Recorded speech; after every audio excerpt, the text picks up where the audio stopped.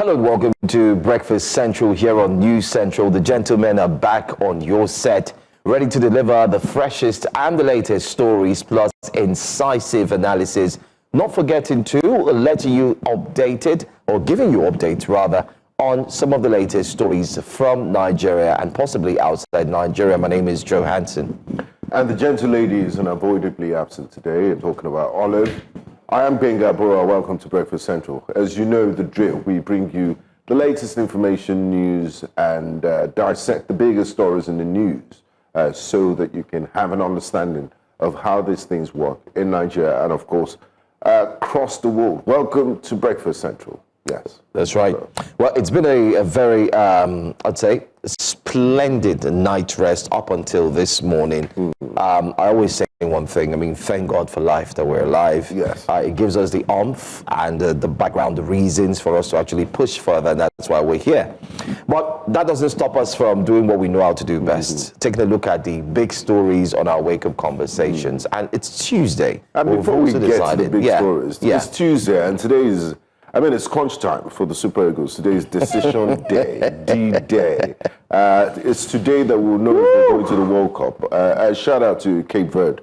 They're the second smallest nation to make it to the World Cup. They qualified to the World Cup, which will be jointly hosted by the United States, Canada, and Mexico. Are you going? Are you looking forward to go there?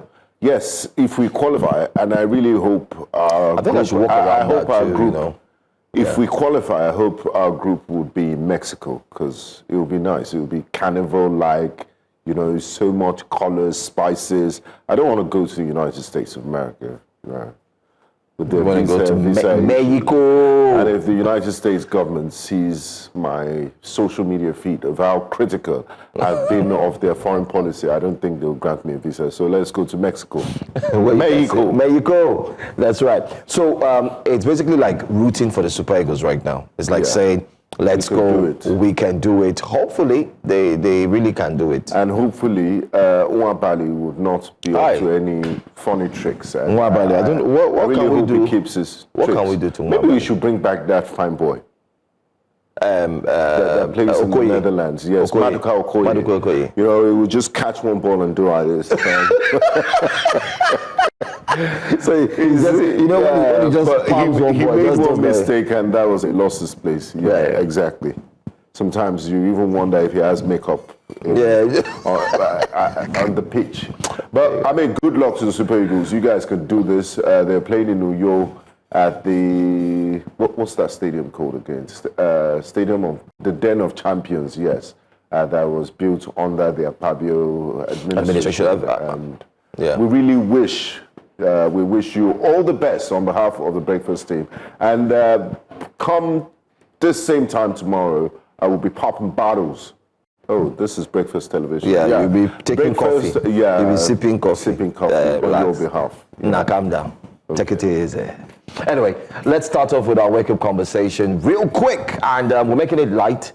It's got to do with a popular musician who turned a philanthropist. Aside that, he was one who became the point, the direct point, and the example of one who may have risen from grass to grace. Akon makes the first story here on Wake Up Conversations. Now, there are rumors that his wife, Tomika Thiam, seeks 100 million euros divorce settlement fee. They've been married for 29 years. Oh, that's a long time. This was supposed to be their 29th anniversary, and that's where she cut it off and said, you know what, I am done. I'm no longer interested. But that's not really the story. The story is this, that according to some sources, although it's not been confirmed, let's state that here clearly, it's a rumor that when they decided to put this, the lawsuit right before Akon, and obviously you have to check his papers, his documents, and so on. They found out that some of his properties, his monies, investments are not in his name, but in his mother's name. And that's not what that footballer that gives you Hakimi's Ziyech. Exactly. A feel. Hakimi. Yes, is the feel. That's exactly what the story is. But like we say, it's alleged. But that's the latest story. And 29 years of marriage going down. Akon saying, listen, you can go if you want to go, but I don't have money. Where do we go with this? Why would they say he doesn't have money? Didn't you see all those bling that he was wearing? And why is it that the men have to pay the divorce settlement? There are two people in this marriage. Can't they just go their way and, you know? I understand child support, but why take all his money? And she deserves a percentage of the money. Okay, they were both working, right? No, not really. He was working. She was there. Now, don't forget too. I think she deserves this money. And this morning, I woke up and said, I think she deserves it because one, Akon is a polygamist. He's got 9 children, and he's always said that he believes that polygamy is African. He's the father of many nations. He's the father of many nations. Now, 2 things that may have affected his progress, especially with his not just his musical career, his business career, his business basically, is one, the polygamy must be there. Taking care of 9 children is not beans. Yeah, it's a lot. Secondly, he had invested in the Akon city, if you recall. Which he wanted it to be the real life Wakanda in Senegal. So a lot of maybe we should send Scotty Guma to go and investigate that Akon city. It's dead. It's gone. It's Yes, gone. I heard. July 2025 this year, it was over. Even the Senegalese government pulled out That's really and said sad. there are no more investments. It's not working, so they pulled out. And therefore, the little space he had built, he just wants to convert it to a hotel, a tourist attraction, and so on. All the vast land that he got, and he wanted to build For the Akon Akon city. He wanted people to use his coin. It was called Akon. When you come in, you buy the Akon, use it to tour. It was like a real life Wakanda. You know, that's what he was building. It was fantastic, good idea, but it never materialized. So that also is gone. That's number 2. 3, music career. Yeah, struggling. Did sign some very good artists, but it doesn't look good as well. So, But I mean, it's always painful. They've stayed in this marriage for 29 years, and you wonder, I mean, why divorce? Why can't you just but go she's with tried that? 29 years, and somebody's saying that he's a polygamist. It's a private matter, and I wish them all the best. Yeah, I mean, that's just to start light. I was starting with that light story because I used to recall in the morning when we wake up this morning, on radio, we used to blast Akon to keep us going in the morning, you know. Get to, you know, and so on. But on that soft note, let's now move straight to what we have next to share with you. And that will be our, definitely our second story. But let's see what Nigerians are saying on X concerning this Akon story first, before we do move on. Mr. Makanaki says 30 years is undoubtedly a long time, but marriages nowadays aren't worth it. Honestly, bigger. He's speaking for himself, Okay, Mr. all right. Makanaki. Okay. No one is ready to deal with anybody's flaws, but they want everyone to deal with theirs, 100%, for better, for worse. Till death do us part in the mud. That's your own observation or your Exactly. opinion, not ours. Do women actually file for divorce of a... Yeah, that's where I was asking. Why take his money? They can only do that to men they know they can't benefit so much from. They can benefit so much from. A big shame. But do you think Akon will feel it since this polygamy he has so many women to fall back on? He won't. He won't. But he will feel it financially. Financially, that's it. Because whether they like it or not, they have to trace the sources of income, except it's really true that it's in his mother's name. Then that's a big problem.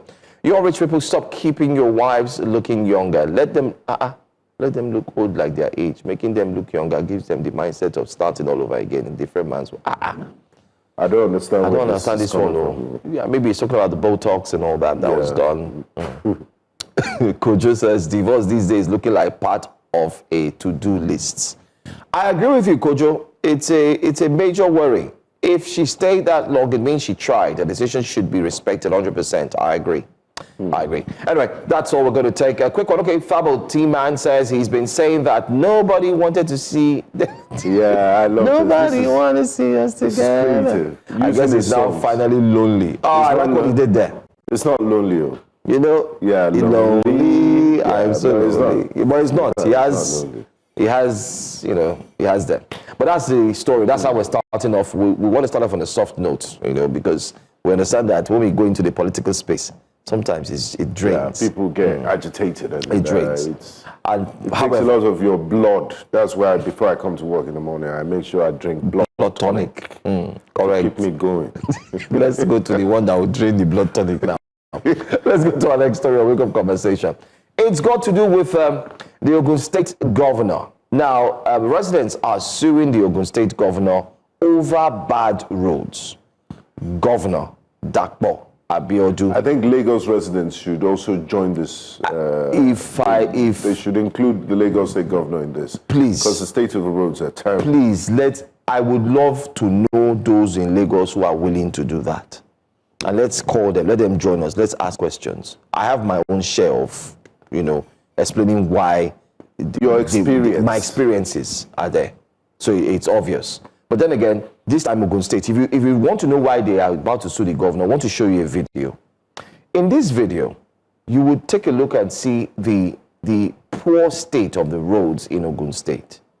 It's completely left in shambles. Not just that, the governor also recently had put out a video. I mean, regardless to what the people are saying, we must also give a little kudos to the governor and his team. However, why we use the word a little is because, let's explain what we mean by a little. Don't judge us. It's our opinion. It's because I personally feel the governor had left all these things too late.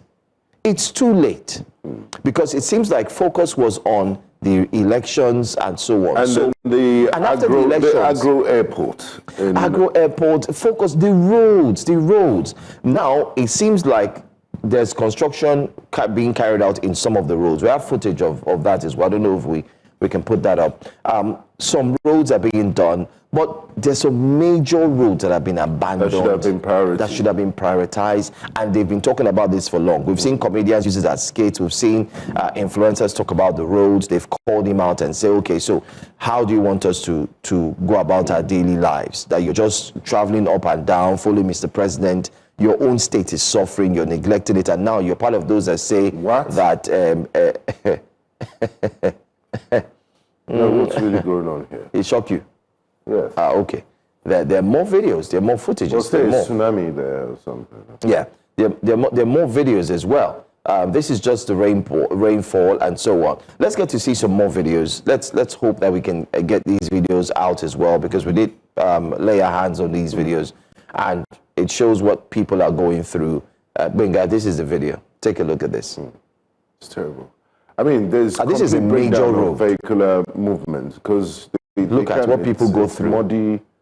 I can just imagine the traffic, the headache, the stress that residents have to go through. Look at that. I mean, it's not motorable. Look at that. It's not motorable.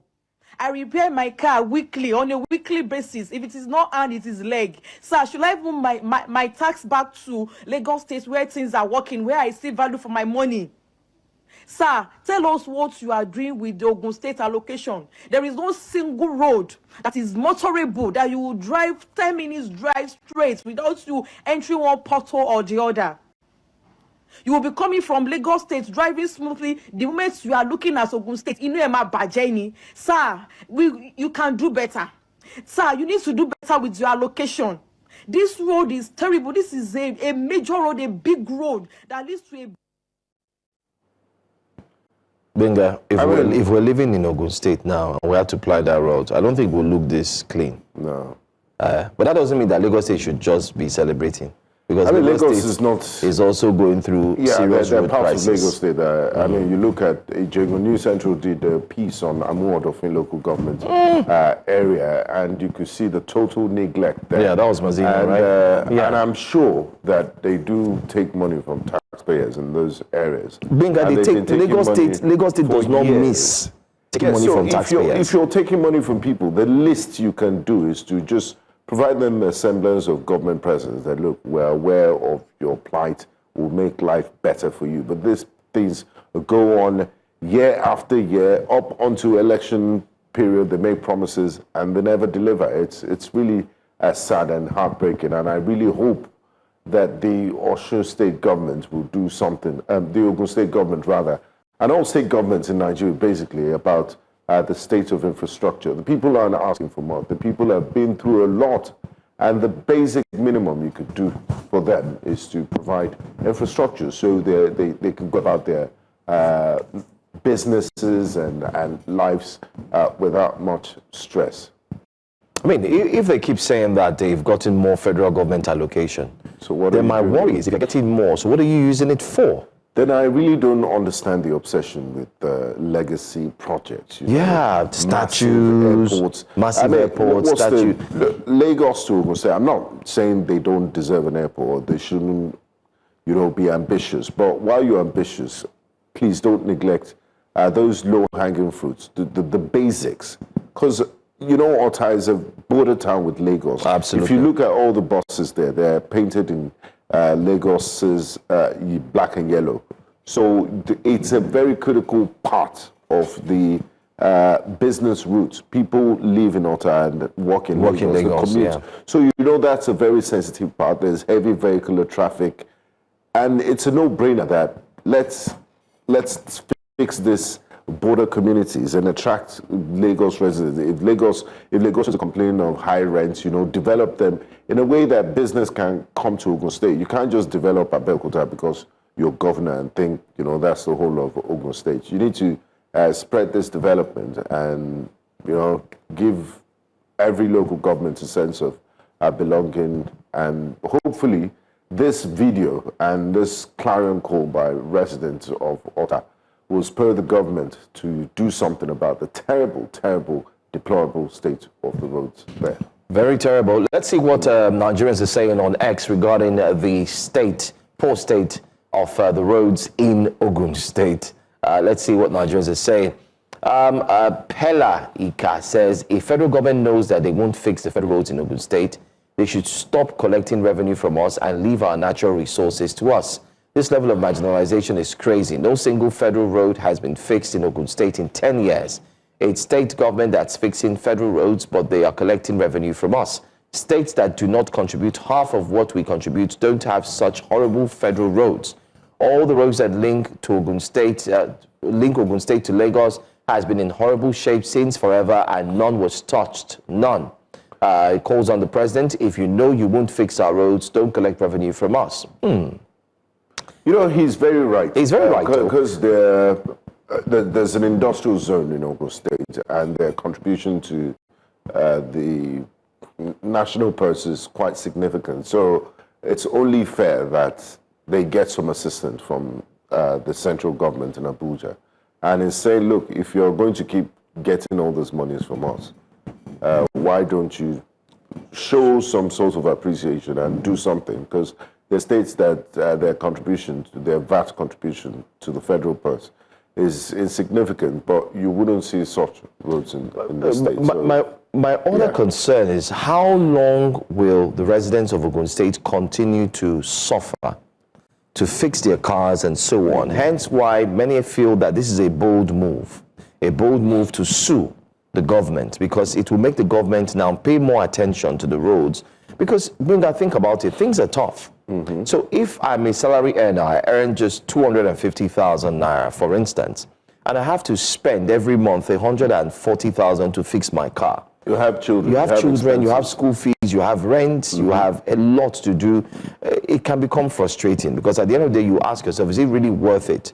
And you wouldn't. Anyway, let's see more reactions. Really, you look at places like Agbara in Ogun State, it's an industrial zone. Yeah. And there's so many factories, manufacturing hub there. I can imagine what this getting supplies and going back and forth, what it means for them. But the governor is also one who's very close to Mr. President. You wonder why he hasn't lobbied and brought this because he has aligned with the center, as they said. Before Mr. President, so they can urgently address it. Idon says, this is the state of the road in a state that just launched a fancy airport that 95% of the state citizens can afford to use. Welcome to Ogun State. I mentioned the That's exactly what you said. Priorities. Let's see what Segaling says. Distinguished His Excellency Dakwa Abiodun. Well done. Please, it's time to declare a state of emergency on the major roads to Ogun State. Ota is worse than Gaza right now. this is not an impossible task if we put humanity first, federal road or not. And I believe we need to do away with that excuse of federal road, because if you look at Western Avenue, at Lagos State Public Works, they do remedial works there from time to time, emergency, and besides, it's your residents, it's your citizens that are mostly affected. You can't wait for Abuja. Maybe fix it and send the bill to them, but that you would leave it in that state is and then again, in the case of fact, federal allocation, and then people are collecting more money. I mean, that gives you more support to be able to fix these roads, knowing fully well that the president has told them, listen, you're going to get more allocation, more money. I recall a meeting the president had in one of the events where he had spoken. And what he said there was he called on the subnationals, the governors, and he told them to actually, they have more now, so they should actually use it, get to work. You see, sometimes we're quick. Yes, we understand the president is the chief commander.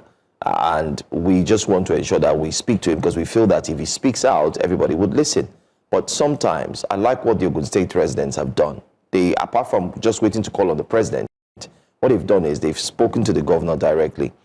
Recently, the governor has also been going around. He's been signing partnerships, synergizing with MOUs, with companies some are about to invest about $1 billion in Ogun State.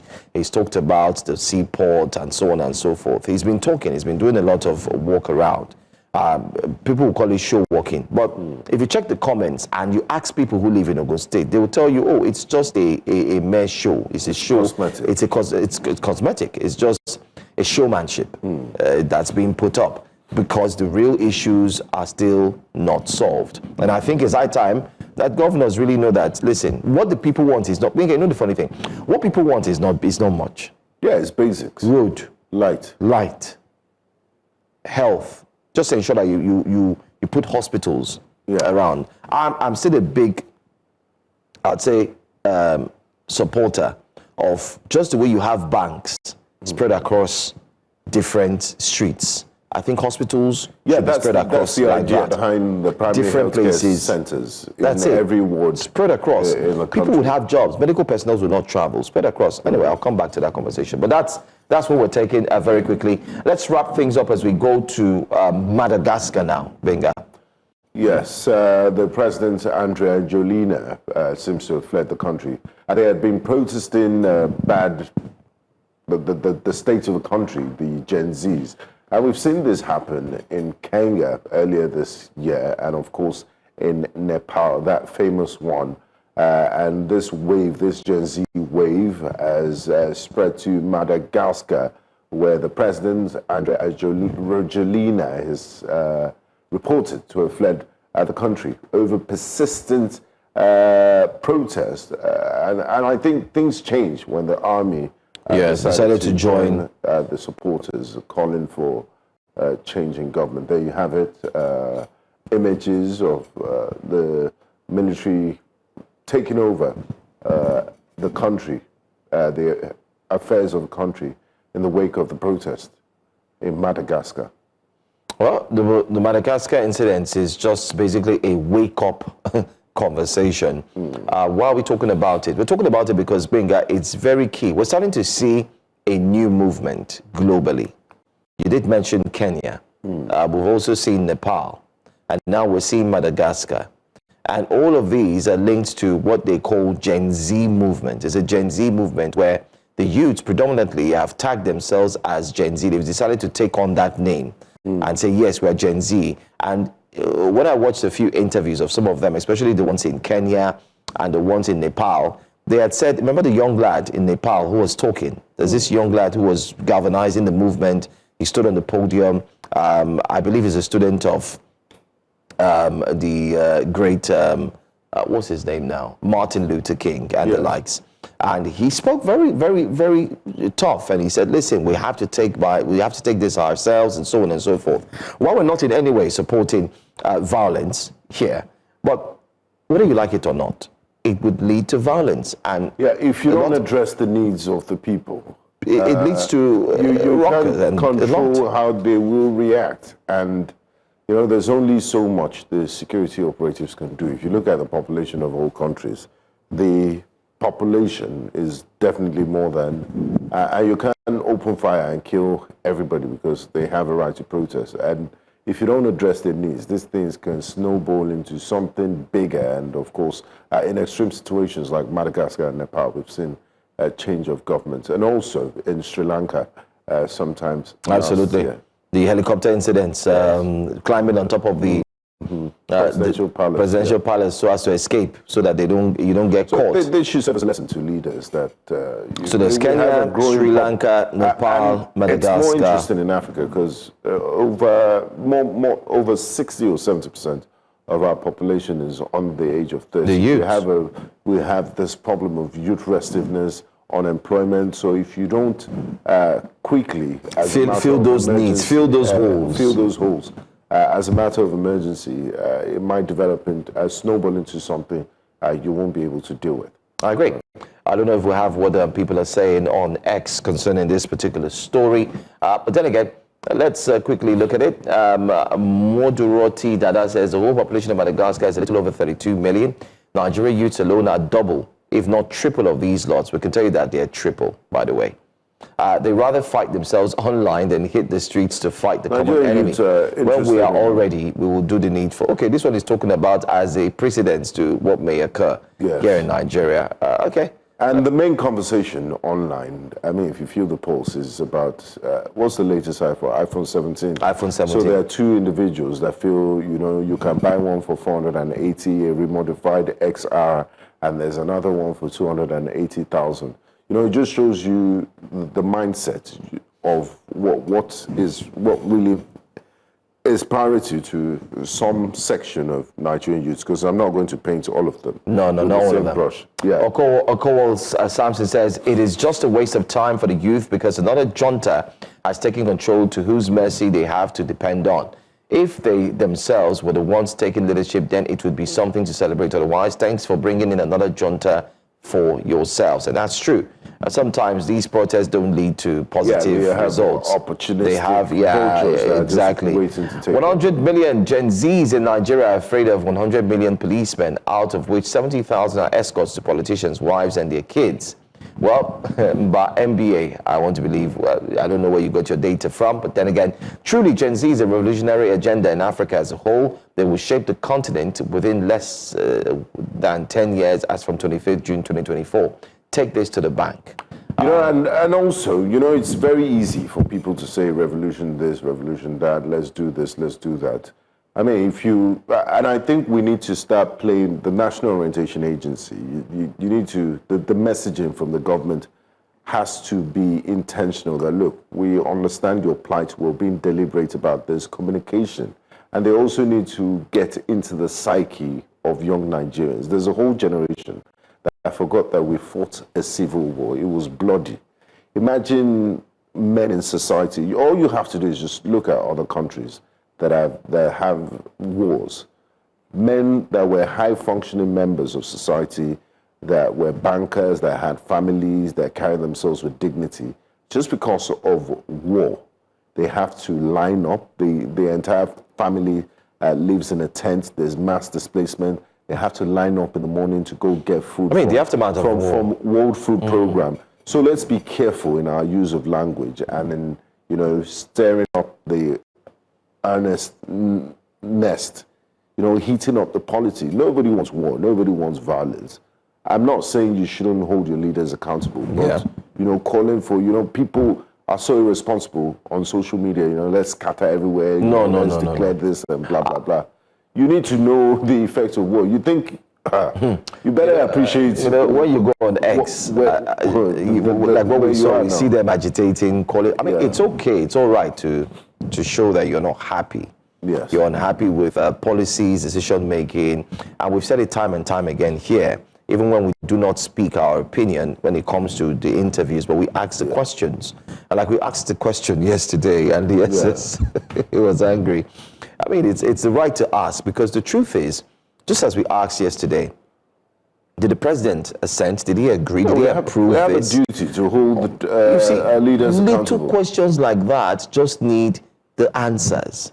Because when you give the answers, everyone who is involved, who's agitating, now gets more understanding. That's why you said the National Orientation Agency. I mean, that's essence. They also, you see, the National Agency of Orientation, whatever. I mean, National Orientation Agency. They have more work now because their work is not just to give orientation to Nigerians. They also have to give orientation to those in power. Exactly, on how to communicate. On how to communicate, and how to pass information. Yes, the gap between. Because when you interview them, they get agitated, they get angry. Why are you asking me that question? No.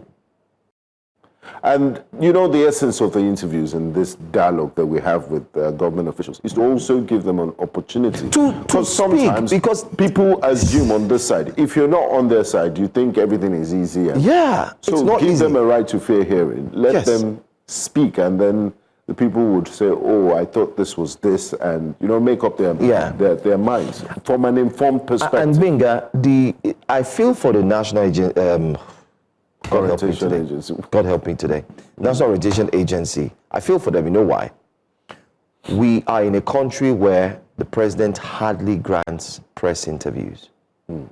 He hardly does that. Take a look at the United States. Trump makes the work easy for the Orientation Agency. It's easy because all they need to do is they just get the information that the president is going to speak at so time, they're happy. They mobilize and so on. They say all the press, the journalists are there, and he speaks. He receives questions, he responds, and they say time up. Even on the Air Force One, they speak. Exactly. Yeah. They speak. They all that. So it's easy out there that they're also practicing democracy. But you see here, you hardly hear from the key officials, apart from some of the ministers who, are friendly and they want to speak. But even at that, it's a case when you ask them questions, they get agitated, they get angry. So the agency has a lot of work to also do from the top before it comes down to Nigerians. Absolutely. A lot of work. I really feel for them. But that's all we're going to take on Wake Up Conversations. We're going to move straight into the show proper. If you're joining us right now, thanks for joining in. Don't forget to stream with us. We're streaming live on YouTube, Facebook, X, Instagram, you name them. Drop your comments. And to all those who are dropping comments on YouTube, we see you. Thank you so much for sticking with us. Let's bring to you our top stories today here on Breakfast Central.